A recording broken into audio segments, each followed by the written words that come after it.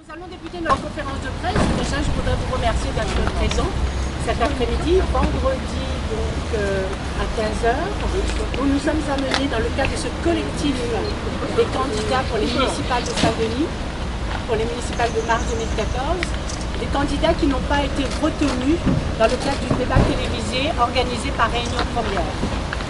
C'est important pour nous de marquer après notre mobilisation de mercredi soir, ici même devant les locaux, les portes de Réunion Première.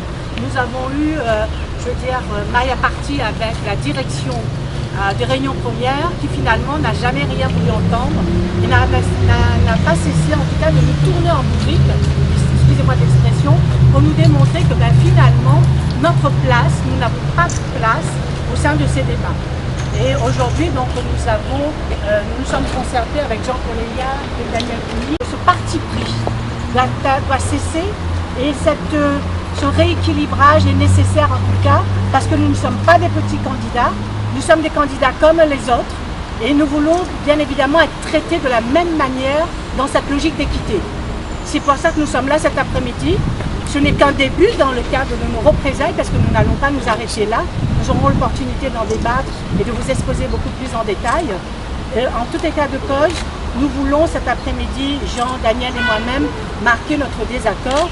Je laisserai donc la parole à Daniel et ensuite à Jean et nous pourrions répondre à vos questions ou faciliter les échanges et les débats. Donc, Margaret, merci. Moi, comme je l'ai dit l'autre jour, j'estime que l'attitude de Réunion Première a été une attitude méprisante à l'égard de certains candidats à la mairie de Saint-Denis. Méprisante à l'égard des candidats, méprisante aussi à l'égard de la démocratie. Parce que, pour nous, c'est le débat d'idées qui doit primer. On ne doit pas favoriser tel ou tel candidat parce qu'il est plus capé, parce qu'il est plus connu ou parce qu'il a plus de notoriété. Si on veut que la vie change, que les gens vivent mieux, il faut que ce sont les idées de chacun des personnes qui puissent avancer. Et si on ne fait pas avancer ces idées-là, on prend les mêmes. Vous avez vu sur le plateau télé, tous ceux qui étaient là n'avaient pas de projet. Ils ont pinaillé, certains ont même mis en avant des friandises locales parce qu'ils n'ont rien à dire à la population. Alors que nous avons un projet, ça a été mis sur la place publique, tout le monde sait, et donc on ne nous considère pas.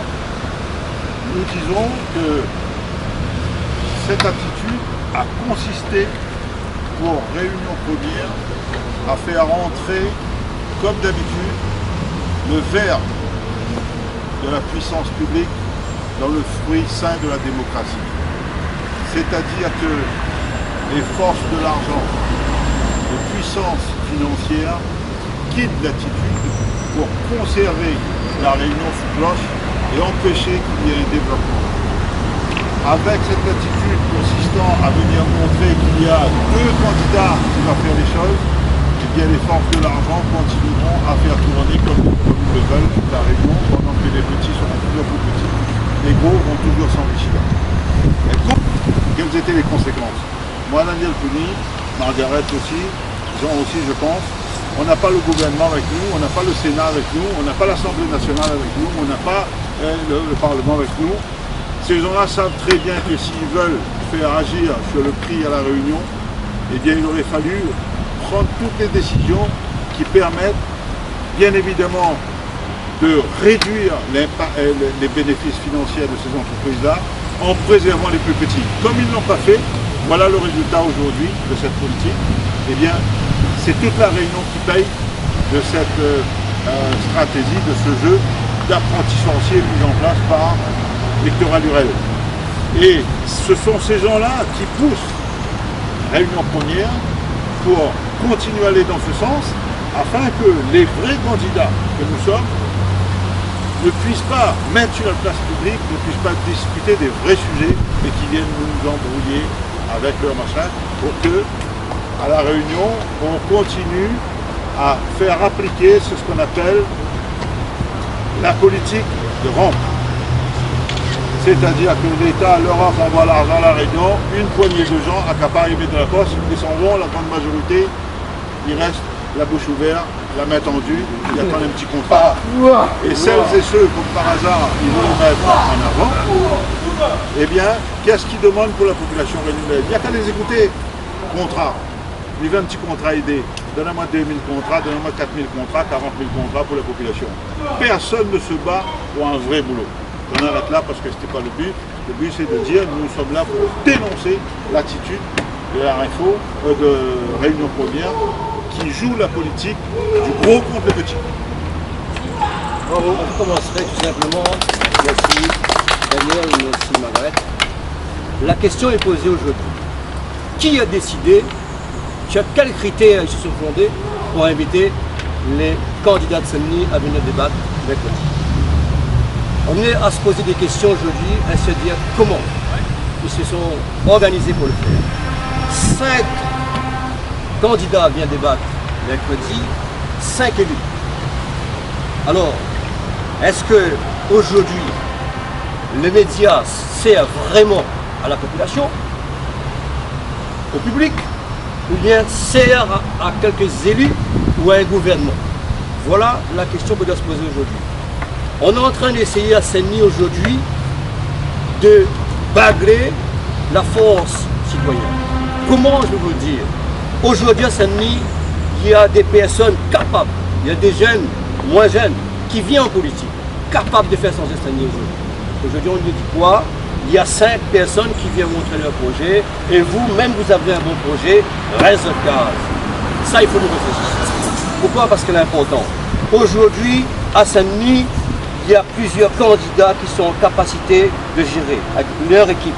Et aujourd'hui, si on est en accord pour venir discuter de cette situation à Saint-Denis, c'est tout simplement parce que il y a un moment pour se dire qu'on va au débat s'opposer, mais un moment de réalité pour se dire aussi à Saint-Denis, on est capable, nous, de se mettre sur une table et se faire la part de choses à un moment, se dire on est candidat, mais il y a un moment où il faut se rassembler pour discuter, pour dire ce qui ne va pas. Mais voilà aujourd'hui ce qui ne va pas. Et comme disait tout à l'heure mon camarade Kouni, aujourd'hui, là, nous sommes en pleine grève. Qui ça en train de se regarder? Où sont les élus en place? Zéro. Seulement ça, il met à nous à réfléchir et de dire aujourd'hui à Saint-Denis, qui ça est en capacité, nous doit faire un état de conscience à Saint-Denis aujourd'hui. L'état de conscience, c'est quoi? C'est se dire, est-ce que ces boucles-là, ils donnent vraiment la parole aux personnes qui font ça? Parce que l'état de conscience, c'est important. Il est bien belle de venir et de dire, je l'ai fait, je l'ai fait, ou je l'ai fait. Il n'intéresse pas nous ça. Nous, ce qui intéresse à nous, c'est les Dionysiens. Face à cette omerta institutionnelle que représente aujourd'hui la Réunion Première. Donc je vous encourage véritablement à ramener, et nous allons, comme j'ai dit tout à l'heure, nous concerter, définir le jour, l'heure, la méthode, mais en tout cas nous allons monter d'un cran pour que effectivement qu'on ne continue plus à nous prendre pour des imbéciles, mais qu'on considère de manière légitime et de manière sérieuse nos candidatures à la mairie de Saint-Denis, que nous ne sommes pas des va-nu-pieds, que nous ne sommes pas des petits candidats, mais que nous sommes des candidats légitimes pour dire enfin et pour faire entendre nos voix auprès de la population dionysienne qui est en souffrance. Cette population ne veut plus entendre des mensonges. Cette population rejette en bloc les partis traditionnels, rejette en bloc également tout ce que les élus actuels ont pu mener, et la population est en train de prendre conscience qu'ils ont besoin du sang neuf, ils ont besoin d'actions concrètes, ils ont besoin d'un langage de vérité sincère et pas de langue de bois. Et je crois que Réunion Première a très bien compris que tous les trois, nous n'avons pas, comme on dit, la langue dans notre bouche, dans notre poche, mais nous sommes là pour dire la vérité.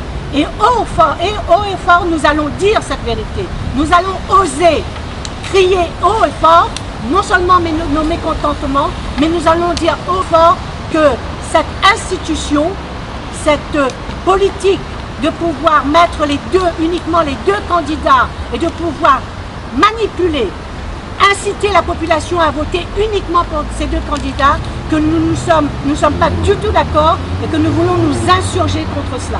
Donc dès la semaine prochaine, nous aurons une nouvelle mobilisation à plus grande échelle pour faire entendre notre voix. Donc je vais juste laisser un tout petit moment la parole à, à Christian, qui va lire quelque chose qui nous réunit sur Voltaire et notamment sur la démocratie et comment la démocratie est bafouée à l'île de la Réunion. Merci madame.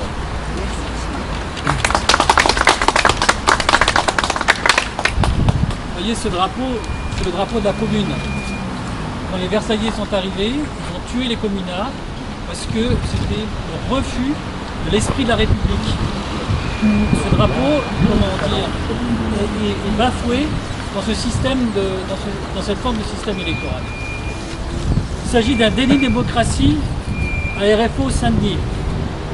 Tout le monde sait que Réunion Première est le godillot des gouvernements. Ils osent appeler cela service public, point d'interrogation. Le débat qui confronte l'UMPS dans un but de bipolarité a pour objectif de neutraliser tout jaillissement démocratique pour être soumis à cette infernale bipolarité Sarkozy-Hollande. Et ce circuit infernal doit être cassé. Lorsque le président de la République, M. Hollande, fait à la télévision l'éloge de son ami Gilbert Annette, cela est plutôt obèse en matière d'équité démocratique.